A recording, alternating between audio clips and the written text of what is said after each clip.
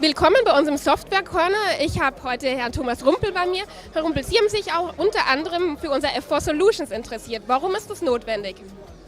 Ja, warum das notwendig ist, zum einen in der Arbeitsvorbereitung eben Zeiten zu sparen, das ganze Arbeiten ein wenig zu optimieren und draußen diese ganze Vorbereitungsgeschichte, was jetzt zur Zeit eben noch mit Stücklisten, Handyschreiben und so reinzuholen ins Büro und halt in gewisser Weise zu automatisieren halt. Deswegen ist es für uns halt jetzt extrem wichtig. In welchem Umfang kann ich jetzt noch nicht sagen, aber ich denke jetzt einmal durch das auch, dass es so modular aufbaubar ist, auch jetzt mal, kann ich klar anfangen und kann es halt erweitern.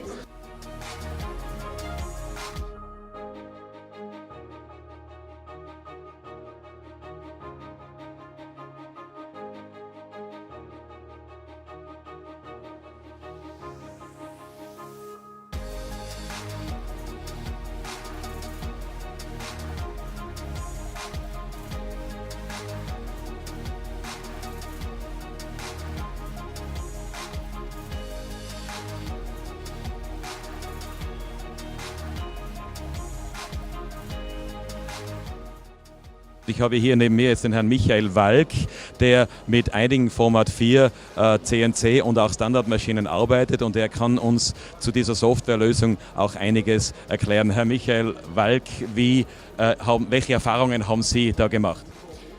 Wir haben ja seit 2 Jahren das F4 Design im Einsatz, und das Zeichenprogramm, das wir nachträglich erworben haben für unsere CNC.